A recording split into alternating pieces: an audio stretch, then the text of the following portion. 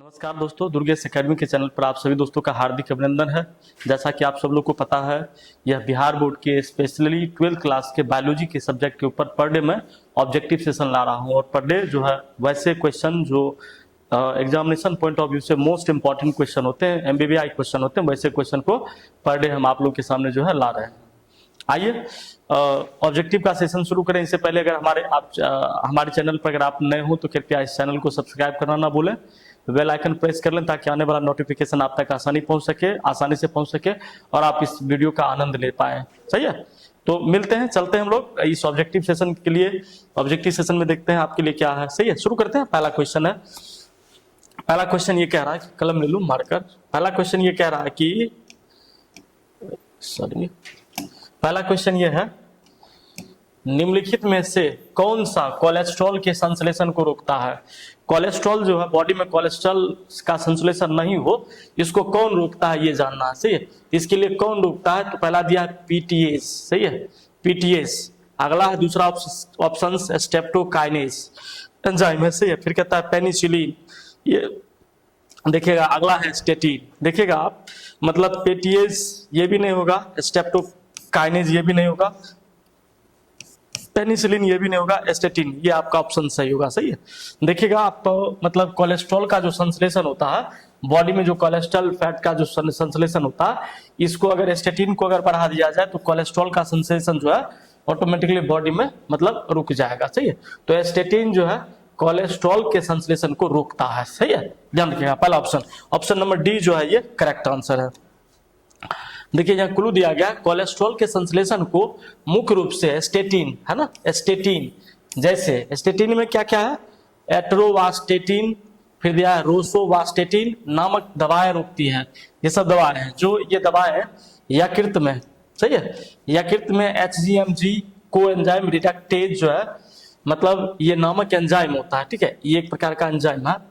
ये एंजाइम जो है अवरुद्ध कर देता है कोलेस्ट्रॉल के संश्लेषण को। ठीक है, इसलिए कोलेस्ट्रॉल बनने के लिए ये आवश्यकता मुख्य रूप से एक एंजाइम होता है। ठीक है, जिसको हम लोग कहते हैं स्टेटिन। सही है, ध्यान रखिएगा। चलिए क्वेश्चन नंबर 2 देखते हैं। क्वेश्चन नंबर 2 क्या है, क्वेश्चन नंबर 2 कह रहा है, पादप कोशिका से संपूर्ण पौधा बनाने की क्षमता को क्या कहते हैं हम लोग।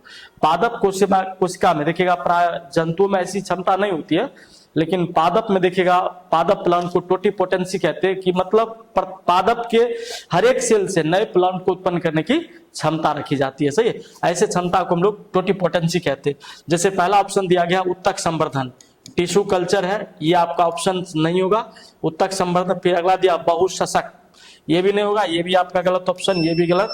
आगे दिया है पूर्ण सशक्तता। सही है, यही आपका ऑप्शन नंबर सी जो है, पूर्ण सशक्त जो है, ये आपका सही ऑप्शन होगा। सही है, तो इसमें जो है पूर्ण सशक्तता लगाइएगा, इसी को हम लोग कहते हैं टोटिपोटेंसी। सही है, इस टोटिपोटेंसी के वजह से प्लांट जो है हर एक सेल में मतलब प्लांट को उत्पन्न करने की क्षमता होती है। बाकी सूक्ष्म प्रवर्धन जो है ये भी नहीं होगा, इसको हम लोग कहते हैं माइक्रो प्रोपेगेशन। सही है, माइक्रो प्रोपेगेशन ये रहता है, सूक्ष्म प्रवर्धन, तो ये भी नहीं होगा। मुख्यतः पादप कोशिका में संपूर्ण पौधे बनाने की क्षमता के लिए हमको पूर्ण सशक्तता चाहिए। सही है, जिसको हम लोग टोटिपोटेंसी कहते हैं। क्या कहते हैं, टोटिपोटेंसी। ठीक है, ऑप्शन नंबर सी था ये करेक्ट। पादप कोशिका से एक संपूर्ण पौधा विकसित करने की आनुवंशिक क्षमता को हम पूर्ण सत्ता, ठीक है, टोटिपोटेंसी कहते हैं ना, ये या कोशिकीय कहते हैं, पूर्ण सशक्तता कहते हैं। सही है, इस प्रक्रिया में एक जीवित पादप कोशिका जैसे जड़ हुआ, तना हुआ, पत्ती हुआ, उपयुक्त संवर्धन माध्यम में हम लोग कल्चर कराकर उगा करके नए पौधे को तैयार कर सकते हैं। सही है, तो इसको हम लोग कहेंगे पूर्ण सशक्तता या टोटिपोटेंसी। ठीक है, ध्यान रखना आपको। चलिए बढ़ते हैं क्वेश्चन नंबर 2 की तरफ। क्वेश्चन नंबर 2 है, हिसारडेल निम्नलिखित में से जानवरों में से किसका नस्ल है। हिसारडेल निम्नलिखित में जानवरों में से किसका नस्ल है। देखिएगा, गाय का दिया गया है, ये भी नहीं होगा, गाय, भैंस ये भी आपका नहीं होगा। ऑप्शन नंबर सी जो है ये आपका करेक्ट आंसर आएगा। सही है, तो ऑप्शन नंबर सी जो है ये भेड़ है। भेड़ देखिएगा, भेड़, मुर्गा भी आपका नहीं होगा, ये भी आपका गलत ऑप्शन दिया हुआ। Option A B C D. सही है, तो सी ऑप्शन जो है ये भेड़ है। भेड़ जो है हिसारडेल की जो है जानवरों की एक नस्ल होती है। सही है, भेड़ का ऑप्शन नंबर सी जो है ये करेक्ट होगा, हिसारडेल का। ठीक है, ध्यान रखना। चलो देखिए, इसका डिस्क्रिप्शन भी दिया। हिसारडेल क्या है, भेड़ की एक उन्नत और संकर नस्ल की जिसमें पंजाब में विकसित किया गया था, सही है। यह नस्ल बीकानेरी भेड़, मतलब ये मादा थी, बीकानेरी भेड़ और मेरिनो मेढा, सही है, ये नर था, के बीच जो है क्रॉस कराकर प्रसंकरण विकसित किया गया, सही है। हिसारडेला की देखिए क्या क्या विशेषता होती है हिसारडेल की। बेहतर गुणवत्ता वाली ऊन और मांस प्राप्त होती है इस भेड़ से। इसका विकास ये मुख्य रूप से जो है पंजाब के क्षेत्र में विकसित की गई थी। इसके जनक देखिए कौन है, बीकानेरी इब्स और मेरोना ड्रेम जो है इसके ये जनक थे, ठीक है, इन्होंने ये तैयार किया था। यह बही संस्करण का एक उत्कृष्ट उदाहरण है, ठीक है, ये जिसको क्रॉस ब्रीडिंग कहते हैं। यह नस्ल अपनी बेहतरीन गुणवत्ता के लिए ऊन के लिए भी जानी जाती है। ऐसे हिसारडेला में जो है बेहतरीन मतलब उन्नत किस्म के जो है ऊन की प्राप्ति भी की जाती है, जो एक काफी अच्छी होती है, अच्छी क्वालिटी में मिलता है हिसारडेला से, सही है। आगे बढ़ते हैं। क्वेश्चन नंबर 4 कह रहा है कि निम्नलिखित में से किस तकनीक के प्रयोग से पीला मोजैक वायरस प्रतिरोधी मूंग दाल प्राप्त किया गया था, सही है। अब देखिएगा निम्नलिखित में से किस तकनीक के प्रयोग से पीला मोजैक वायरस प्रतिरोधी मूंग दाल प्राप्त किया गया था। तो देखिए इसके लिए सबसे अच्छा तकनीक है उत्परिवर्तन कहते हैं, सही है, मतलब उत्परिवर्तन प्रजनन, जिसको हम लोग म्यूटेशन ब्रीडिंग भी कहते हैं। तो इसका प्रयोग जो है किसी भी चीजों में इसका प्रयोग जो है मुख्यतः हम लोग करते हैं, ठीक है। तो इस पर आप ध्यान रखिएगा। अगला है प्रस्तुतिकरण, ये भी ऑप्शन आपके गलत होंगे। संकरण है, सही है, ये भी गलत होगा। टिश्यू कल्चर, उत्तक संवर्धन है, ये भी आपका गलत होगा, सही है। तो उत्परिवर्तन प्रजनन के माध्यम से हम लोग क्या करते हैं, मैंने मूंग दाल को जो है मतलब वायरस प्रतिरोधी मूंग दाल को प्राप्त किया गया था उत्परिवर्तन के माध्यम से, जीन म्यूटेशन के माध्यम से उसको विकसित किया गया था, ठीक है। Option number 4 sorry option number A जो है ये करेक्ट होगा। ये देखिए पीला मोजाइक वायरस है ना, येलो मोजाइक वायरस और चूर्णी फफूंदी कहता है कि प्रतिरोधक मूंग दाल की एक किस्म में उत्परिवर्तन प्रजनन तकनीक का उपयोग करके विकसित की गई थी। इस प्रक्रिया में मूंग के बीजों का गामा किरणों जैसे आयनकारी विकिरण के अधीन करके उनमें से आनुवांशिक परिवर्तन प्रेरित किया जाता है, जिससे रोग प्रतिरोधी पौधे प्राप्त किए जाते हैं, सही है। ये मूंग दाल में ध्यान रखिएगा, पीला मोजाइक वायरस के जो है मतलब परिवर्तन से ये किया गया था। क्वेश्चन नंबर 5 है, कहता है कि डीएनए के खंडों को गमन एनोड की तरफ इलेक्ट्रोफोरेसिस में होने के कारण जो है डीएनए खंड का क्या होता है, सही है। तो अब याद रखिएगा जो है ऑप्शन नंबर ए जो है ऋण आवेशित होना, सही है, यही आपका सही ऑप्शन होगा, सही है। ऑप्शन नंबर ए जो है ये करेक्ट आंसर है। काहे कि इलेक्ट्रोफोरेसिस जेल में जब डीएनए का पृथक्करण किया जाता है, सेपरेशन किया जाता है, तो उस पर माइनस चार्ज रिलीज होता है, सही है। और इधर देखिएगा डीएनए खंडों पर प्लस चार्ज रिलीज होता है, तो ये ऋण आवेशित की तरफ ये जाता है। बाकी आप देखिएगा धन आवेशित, ये भी आपका गलत होगा, सही। ऑप्शन नंबर सी जो है ये भी आपका गलत होगा, आवेशित होना दोनों तरफ तो ये कभी नहीं होगा, सही है। तो ध्यान रखिएगा आप जो डीएनए खंडों को स्थानांतरित करने के लिए इलेक्ट्रोफोरेसिस में जो है मुख्यतः आप देखिएगा ऋण आवेशित की तरफ होना बहुत जरूरी होता है, सही है, इसको ध्यान रखना। चलते देखिए जेल इलेक्ट्रोफोरेसिस क्या है, सही है। कहता है जेल इलेक्ट्रोफोरेसिस एक मशीन होती है, सही, जिसमें डीएनए को पृथक्करण किया जाता है, सही, सेपरेशन किया जाता है। तो ये डीएनए के खंडों को मतलब एनोड की तरफ गमन करने का मुख्य कारण जो है डीएनए खंडों को ऋणात्मक रूप से आवेशित होना बहुत जरूरी होता है, सही है, ऋणात्मक होना बहुत जरूरी होता है, सही है, तब ये अलग होगा, ठीक है। ऑप्शन ये सही है। आगे बढ़ते हैं। क्वेश्चन नंबर 6 कहता है निम्नलिखित में से कौन जीवाणु के लिए कलोनीकरण संवाहक, सही है, क्लोनिंग वेक्टर के लिए नहीं है, सही है। तो नहीं है, कौन नहीं है, देखिएगा ये जीवाणु भोजी बैक्टीरियोफोज ये भी आपके नहीं होंगे, प्लाज्मिड है ये भी ऑप्शंस नहीं होंगे, PBr3322 ये भी आपके ऑप्शंस नहीं होंगे। ऑप्शन नंबर डी जो है ये आपका करेक्ट आंसर है, सही है, जिसको हम लोग टीडीएनए कहते हैं, सही है। ऑप्शन नंबर टीडीएनए से PBr3, थोड़ा सा इसका क्लू दिया हो, थोड़ा देख लेते क्लू। टीडीएनए सही है। दिए गए विकल्पों में जीवाणु भोजी प्लाज्मिड PBr3 टीडीएनए है ना, टीडीएनए में से टीडीएनए जीवाणु को के लिए प्राथमिक क्लोनीकरण का संवाहक का काम करती है, सही है। तो मुख्यतः देखिएगा इसका जो है मतलब ये टीडीएनए होता है, सही है। ऑप्शन सी जो आपका करेक्ट आ जाएगा क्या, तो सॉरी पीछे चलते, तो ऑप्शन नंबर जो है ये डी ऑप्शन जो आपका सही आंसर आएगा, ठीक है। मतलब ये जीवाणु भोजी भी नहीं, प्लाज्मिड ये भी नहीं आएगा, टीडीएनए रखिएगा, सही है। मतलब जीवाणु के लिए क्लोनीकरण संवाहक के रूप में उपयोग किया जाता है ये टीडीएनए, ठीक है। चलते क्वेश्चन नंबर अगला चलते हैं, देखते हैं क्वेश्चन नंबर अगला क्या है। नेक्स्ट क्वेश्चन 7 नंबर, निम्नलिखित में से किस विधि से पुनर्योग्य डीएनए को सीधे जंतु कोशिका के केंद्रक में अंतः क्षेपित किया जाता है? ठीक है, निम्नलिखित में से किस विधि से पुनर्योग्य डीएनए को सीधे जंतु कोशिका के केंद्रक में अंतः क्षेपित किया जाता है? तो आप देखिएगा ट्रांसफेक्शन है, ट्रांसफेक्शन जैक्सन को ट्रांसफेक्शन, देखिए दूसरा रूपांतरण ट्रांसफॉर्मेशन, जीन गन, ये भी ऑप्शन गलत है। सूक्ष्म अंतःप्रक्षेपण, ये आपका ऑप्शन डी सही है। ये नंबर ट्रांजैक्शन ये भी गलत है, रूपांतरण ये भी गलत होगा, जीन गमन ये भी गलत होगा। मुख्यतः देखिएगा मतलब पुनर्योग्य डीएनए तकनीक, रिकॉम्बिनेंट डीएनए तकनीक के प्रयोग के लिए जंतु कोशिका में केंद्रक में अंतःक्षेपित करने के लिए सूक्ष्म अंतःक्षेपण की जो है प्रक्रिया का सहारा लिया जाता है। सही, ऑप्शन नंबर डी जो है आपका ये करेक्ट आंसर आएगा। सही है, ऑप्शन नंबर डी जो है वो आपका करेक्ट। पुनर्योग्य डीएनए रिकॉम्बिनेंट टेक्नोलॉजी इंग्लिश में इसको हम लोग कहते हैं। तो ये जो है सीधे जंतु की कोशिका के केंद्रक में न्यूक्लियस में अंतःक्षेपित करने के लिए हम लोग जो है सूक्ष्म अंतःक्षेपण या माइक्रो इंजेक्शन का विधि का उपयोग किया जाता है। सही है, इसको हम लोग को देखना है। आगे बढ़ते हैं, क्वेश्चन नंबर 8 कह रहा है डीएनए के पृथक्करण हेतु कवक को किस एंजाइम से संशोधित किया जाता है, करते हैं? ठीक है, अब एंजाइम देखिए दिया गया है, लाइसोजाइम दिया गया है, सेलुलोज दिया गया है। ठीक है, लाइसोजाइम सेलुलोज दिया गया है। आगे है डीएनएज एंजाइम, ये भी है, काइटिनेज ये एंजाइम से। ऑप्शन नंबर डी जो है ये है, डी ऑप्शन नंबर डी ये आपका सही है। डीएनए को पृथक करने के लिए कवक से, प्राय देखिएगा फंगस से अलग करने के लिए, को एंजाइम से संबंधित करने के लिए हम लोग काइटिनेज डीएनए का उपयोग करते हैं। बाकी ये लाइसोजाइम ये नहीं, अभी गलत, सेलुलोज से ये डीएनए ये भी आपका गलत ऑप्शन है। तो काइटिनेज एंजाइम को कवक से अलग करने, कवक को एंजाइम से संशोधित करने के लिए किया जाता है, डीएनए को पृथक करने के लिए। ठीक है, डीएनए के पृथक्करण के लिए कवक है ना, कोशिका को काइटिनेज एंजाइम से संशोधित किया जाता है। सही है, संसाधित क्या था, संशोधित किया जाता है।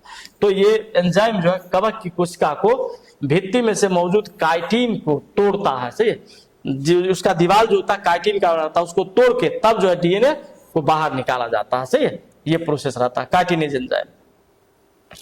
क्वेश्चन नंबर 9 ये कह रहा है, क्वेश्चन नंबर 9 देखिएगा, निम्नलिखित में से कौन PBr322 में नहीं होता? आपको हम ये बता दें कि एक प्रकार का कृत्रिम, सही है, कृत्रिम, इसको ऐसा कहा जाए कृत्रिम प्रतिजैविक प्लाज्मिड होता है। सही है, कृत्रिम ये मतलब वैज्ञानिकों द्वारा बनाया गया है। सही है, इसमें देखिएगा इसका ऑप्शन है PBr322 में नहीं है। कौन सी? प्रतिकूल की उत्पत्ति, प्रतिबंधन स्थल है आपका दिया हुआ, टीडीएनए दिया हुआ है, प्रतिजैविक और प्रतिरोधक जीन दिया गया है। सही है, तो ऑप्शन जो आपका हो जाएगा मुख्यतः देखिएगा इसमें हम लोग टीडीएनए इसका भी प्रयोग करेंगे, टीडीएनए। सही है, टीडीएनए देखिएगा टीडीएनए रहेगा। इस ऑप्शन पर भी थोड़ा सा संदेह बना हुआ, इसका देख लीजिएगा। ये जो क्वेश्चन है ये इसका देखिएगा, ये पीबीडीएनए सही है, इसका ये देखना पड़ेगा, थोड़ा सा सही क्लू है, पर ये ऑप्शन सही है। ठीक है, चलिए आगे बढ़ते हैं। टीडीएनए, ठीक है, ये वाला दिया गया, निम्नलिखित में से कौन PBr322 में नहीं होता? तो ये टीडीएनए जो है इसमें देखिएगा मुख्यतः नहीं होता, बाकी सब में होता है। ठीक है, देखिए इसका मैं क्लू देता हूं आपको, प्लाज्मिड है ना, PBr322 में सामान्यतः हिंद 222 प्रतिबंध स्थल, मतलब ये एंजाइम है जो डीएनए को काटता है। ठीक है, रेस्ट्रिक्शन साइट होता है, ये बालों वाली जड़ रोग, ठीक है, जिसको हम हैरी रूट डिजीज कहते हैं, बालों में तो उत्पन्न करने वाला जीन नहीं पाया जाता है। ठीक है, ये PBr322 जो है सामान्यतः कृत्रिम क्लोनिंग किया गया वेक्टर है, ठीक, जिसने मुख्य रूप से ORI, MPR, TET जीन और कई विशिष्ट रेस्ट्रिक्शन साइट से इको R1 हिस्टेरिसिया कोलाई बेम बेसिलस लिक्विफेसेंस PST1 आदि दिखते हैं। ठीक है, इनका प्रयोग करते हैं हम। कहता है इसके निर्माता कौन थे? बॉलिवर और रोड्रिगस। 1970 में ये बनाया गया था, 77 में। एंटीबायोटिक प्रतिरोधक जीन है ये, एम्पिसिलिन कहते हैं। ठीक है, और टेट्रासाइक्लिन, विशेषता यह एक कृत्रिम प्लाज्मिड है। सही है, ये भी एक कृत्रिम प्लाज्मिड, जो TI प्लाज्मिड जो पौधे के ट्यूमर के कारण बनता है, के गुण नहीं होते हैं। ठीक है, याद रखिएगा TI प्लाज्मिड। ठीक है, तो इसके लिए ये बनाइएगा, एक प्रकार का, याद रखिएगा, ध्यान रखिएगा, मतलब जो है ये एक प्रकार का मुख्य रूप से मतलब कृत्रिम क्लोनिंग वेक्टर होता है, ठीक है, याद रखना। चलो अगला बढ़ते हैं। ये आपको दिखाया गया, देखिए ये मतलब ये देखिए प्लाज्मिड वेक्टर का, जिसको हम लोग कहते हैं PBr3T2 ना, इसमें देखिए PST1 PBU2 से ये सबका अलग अलग ये बनाया गया। ये इको R1 का दिया गया है, से इसे कोलाई का, ये Cal1 का, ये हिन 222। इसमें देखिएगा ये कृत्रिम है, मतलब इसमें इंजेक्शन करके फॉरेन DNA को जो है विदेशी जीन को लाकर, ठीक है, तब ये बनाया गया है प्लाज्मिड, TI प्लाज्मिड, ठीक है। इसका ये मैं फिगर दिखा दिया ताकि आपको डिस्टर्ब ना हो, आप समझ पाए। क्वेश्चन नंबर 10 है, यदि बाहरी जीन निवेशन टेट्रासाइक्लिन प्रतिरोधी जीन में कर दिया जाए तो पुनर्योज प्लाज्मिड का क्या होगा? एम्पिसिलिन प्रतिरोधक समाप्त हो जाएगा, टेट्रासाइक्लिन प्रतिरोधक समाप्त हो जाएगा, ऑप्शन यही है। टेट्रासाइक्लिन जो है, टेट्रासाइक्लिन प्रतिरोधक जो है वो समाप्त हो जाएगा। प्रतिलिपिकरण है आसान हो जाएगा, ये गलत है। एम्पिसिलिन प्रतिरोधक ज्यादा मजबूत हो जाएगा, ये भी गलत है, सही है। टेट्रासाइक्लिन प्रतिरोधक जो है ये समाप्त हो जाएगा, ऑप्शन नंबर बी जो है आपका सही है। बाकी सी और डी जो है ये आपके गलत हो जाएंगे। ध्यान रखिएगा, जीन निवेशन में टेट्रासाइक्लिन प्रतिरोधक को टेट्रासाइक्लिन समाप्त हो जाएगा, सही है, ये कह रहा है। यदि बाहरी जीन विजातीय DNA या फॉरेन DNA को प्लाज्मिड में PBr3 के लिए ट्राइसाइक्लिन प्रतिरोधक जीन में निवेशित किया जाता है तो ये पुनर्योग प्लाज्मिड का टेट्रासाइक्लिन प्रतिरोधक समाप्त हो जाएगा, सही है। देख रहे हैं ये, इसलिए क्लू सहित में दे रहा हूं ताकि आपको दिक्कत ना हो, समझ सके आप आसानी से, इसको दिक्कत ना हो। क्वेश्चन नंबर 11 है, निम्नलिखित में से किस जीवाणु से तापास्थायी DNA पॉलीमेरेज प्राप्त किया जाता है? सही है, ऑप्शंस एग्रोबैक्टीरियम दिया गया है, थॉमस एक्टिकस दिया गया है, मिथेनोबैक्टीरियम दिया गया है, इसके बाद आर्कीबैक्टीरियम लिखा गया, ठीक है, ये है। तो देखिएगा मुख्यतः जो है पॉलीमेरेज प्राप्त करने के लिए, तापास्थायी DNA पॉलीमेरेज प्राप्त करने के लिए थॉमस एक्टिकेटिकस का प्रयोग किया। एक्टोबैक्टीरियल ये आपका गलत हो जाएगा, मिथेनोबैक्टीरियम ये भी गलत होगा, आर्कियोबैक्टीरिया ये भी गलत होगा, थॉमस एक्टिकस, इसको ध्यान रखिएगा, सही है। ऑप्शन नंबर बी जो है वो करेक्ट आंसर होगा, ठीक है। तापास्थायी DNA पॉलीमेरेज तैयार करने के लिए इसकी आवश्यकता पड़ेगी। तापास्थायी DNA पॉलीमेरेज, ठीक है, जिसे आमतौर पर हम लोग टैग पॉलीमेरेज भी कहते हैं, टैग पॉलीमेरेज कहते हैं, सही याद रखना, कहा जाता है। या थर्मस एक्वेटिकस में जो है नामक जीवाणु से प्राप्त किया गया था, सही है, ये आप ध्यान रखना। चलो देखते हैं क्वेश्चन नंबर 12, निम्नलिखित में से कहता है कौन जीवाणु कीटनाशक प्रोटीन संश्लेषण करता है? निम्नलिखित में से कौन सा जीवाणु कीटनाशक प्रोटीन संश्लेषण करता है? एग्रोबैक्टीरियम दिया है, ये ऑप्शन नहीं होगा। बेसिलस thuringiensis, हाँ यही सही है। बेसिलस thuringiensis में देखिएगा मतलब जो DNA रहता है ना, प्लाज्मिड DNA, इसमें एक जीन आता है, ठीक है, पेप्टाइड जीन, एक टॉक्सिक जीन होता है।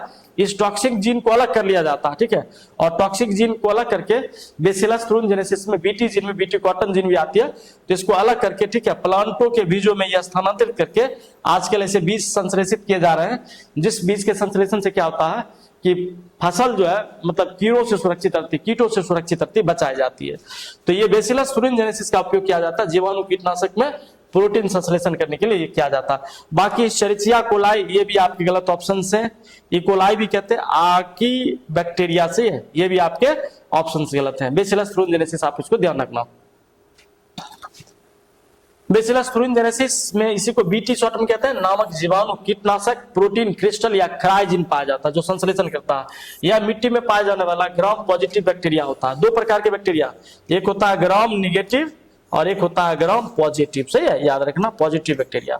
तो ये जो बीजाणु निर्माण के दौरान विषैले प्रोटीन उत्पन्न करता है, जिनका उपयोग जैविक खेती में कीटाणुनाशक के रूप में किया जाता है, बीटी जीन का उपयोग, सही है, ध्यान रखना। चलो आगे बढ़ते हैं। फिर कहता है alpha, question number 13, alpha 1 antitrypsin का उपयोग किया जाता है, उपयोगिता क्या है? कहता है इम्फाइसेमा में के उपचार में, अस्थमा के उपचार में, कीटनाशक प्रोटीन के रूप में, मधुमेह के रूप में। आप ध्यान रखिएगा इम्फाइसेमा जो है इनके उपचार में हम लोग अल्फा 1 एंटीट्रिप्सिन का प्रयोग करते हैं। बाकी अस्थमा दम्मा ये इसमें भी नहीं होता है, कीटनाशक प्रोटीन के रूप में इसमें भी आपका नहीं होगा, मधुमेह डायबिटीज के उपचार में इसमें भी आपका नहीं होगा। ऑप्शन नंबर ए जो है एम्फाइसेमा के रूप में उपचार में किया जाता है। सही है, ये आपका सही आंसर होगा। चलिए बढ़ते हैं question alpha. Alpha options, alpha 1 antitrypsin liver यकृत द्वारा निर्मित एक प्रमुख प्रोटीन है, लीवर द्वारा बनता है, यकृत द्वारा, जो फेफड़ों को सूजन और क्षति से बचाने के लिए रक्षा प्रणाली के रूप में काम आती है। यह न्यूट्रोफिल इलास्टेज जैसे एंजाइम को और नियंत्रित होकर फेफड़ों के ऊतक को नष्ट करने से रोकता है। इसकी कमी से गंभीर फेफड़ों की बीमारी एम्फाइसिस और लिवरोसिरोसिस हो जाती है, लिवरोसिरोसिस हो जाती है, लीवर में सूजन आ जाती है, ठीक है, ये हो जाता है। तो ध्यान रखिएगा कि ये जो है लीवर में यकृत में प्रॉब्लम क्रिएट करती है, ठीक है। तो आपका ऑप्शन नंबर ये एम्फाइसेमा इसको कहते हैं हम लोग, ठीक है, ध्यान रखना।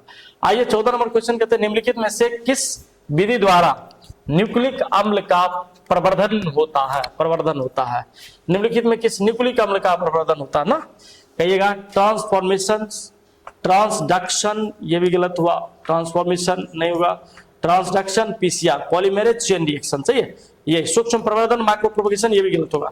पीसीआर द्वारा देखिएगा न्यूक्लिक अम्ल का पॉलीमेरेज चेन रिएक्शन कहते हैं हम लोग, सही है, शॉर्टकट में इसको पीसीआर बोला जाता है। तो इसके माध्यम का प्रयोग करके हम लोग जो है मुख्यतः न्यूक्लिक अम्ल का मतलब प्रवर्धन किया जाता है पीसीआर से, ध्यान रखना इसको।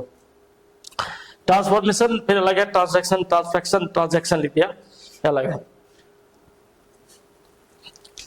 न्यूक्लिक अम्ल देखिए, न्यूक्लिक अम्ल का प्रवर्धन जो है मुख्य रूप से पॉलीमेरेज चेन रिएक्शन में है ना, पीसीआर विधि द्वारा किया जाता है। यह तकनीक इन विट्रो में डीएनए की विशिष्ट अनुक्रम की लाखों प्रतियां जो है बनाने के लिए उपयोग की जाती है। अन्य विधियों के रिवर्स ट्रांसक्रिप्शन में पीसीआर, रिवर्स ट्रांसक्रिप्शन के लिए पीसीआर, रिवर्स ट्रांसक्रिप्शन के लिए पीसीआर, आइसोथर्मल प्रवर्धन भी कहे जाते हैं। इसमें मुख्यतः कैसे आते हैं, लैंप हुआ, एलएएमपी लैंप, और ये एनएएसबीए ये आदि शामिल होते हैं, इसमें किया जाता है, ठीक है, याद रखिए। बढ़ते आगे, क्वेश्चन नंबर 15 है किस पीएच पर बेसिलस thuringiensis के द्वारा संश्लेषण कीटनाशक प्रोटीन सक्रिय हो जाता है, ठीक है। तो दिया गया ऑप्शन अम्लीय, क्षारीय, ये गलत होगा, ये क्षारीय पीएच पर देखिएगा, क्षारीय पीएच पर बेसिलस thuringiensis का पीएच संश्लेषण कीटनाशक प्रोटीन सक्रिय हो जाता है, ये मुख्यतः इसमें। उदासीन पीएच, ये भी गलत होगा, पहले अम्लीय फिर क्षारीय, ये भी आपका गलत ऑप्शन होगा, सही। ऑप्शन नंबर बी जो है ये करेक्ट आंसर होगा, ठीक है। अब देखिए बेसिलस thuringiensis जो है या बीटी हम लोग कहते हैं द्वारा संश्लेषित कीटनाशक प्रोटीन कीट की आपकी क्षारीयता पीएच पर सक्रिय हो जाता है, सही, ध्यान रखिएगा। क्षारीय पीएच पर देखिए ये है ना, क्षारीय पीएच अल्केलाइन पीएच पर सक्रिय हो जाता है। क्वेश्चन नंबर 16 दिया गया है तंबाकू के पौधे में सूत्रकृमि के संक्रमण को रोकने हेतु आरएनए, क्या कहता है, आरएनए व्यक्तिकरण का प्रयोग किया जाता है, जिसमें सूत्रकृमि विशिष्ट जीनों को किस संवाहक द्वारा डाला जाता है, ठीक है। कहता है जीवाणु भोजी रेट्रोवायरस, इस चर्चा को लाए एग्रोबैक्टीरियम दिया गया, ठीक है। तो आप देखिएगा जीवाणु भोजी भी नहीं होगा, रेट्रोवायरस भी नहीं होगा, ये इस चर्चा को लाई भी नहीं होगा, ये एग्रोबैक्टीरियम जो है इसी का प्रयोग किया जाता है तंबाकू के पौधे के सूत्रकृमि के संक्रमण को रोकने के लिए, ठीक है। ये आप देखिएगा एग्रोबैक्टीरियम जीवाणु का, ठीक है, इसका ऑप्शन ये सही है। ऑप्शन नंबर डी जो है ये करेक्ट आंसर है, सही, ध्यान रखिएगा। ऑप्शन नंबर डी जो है ये करेक्ट आंसर है, इसका क्लू नहीं दिया है। चलो बढ़ते 17 नंबर, बासमती चावल की कितनी किस्म भारत में उगाई जाती है, बासमती चावल की कितनी किस्में भारत में उगाई जाती है, आपको ये देखना है, ठीक है। तो मुख्यतः देखिएगा इसमें दिया गया ऑप्शन 20 है, 15 है, फिर आपका 27 है और फिर 5 दिया गया, ठीक है। तो मुख्यतः देखिएगा बासमती चावल की जो किस्में होती है वह भारत में लगभग 27 प्रकार की होती है, सही है, और 27 प्रकार की जो है किस्में मतलब उगाई गई बासमती का, ठीक है। तो ध्यान रखिएगा, थोड़ा सा याद रखने की चीज है ये। कहता है निम्नलिखित में से कौन संगठन जीएम अनुसंधान संबंधी कार्यों की वैधानिकता को जीवों के सन्निवेशन की सुरक्षा पर निर्णय लेती है। जीएम मतलब होता है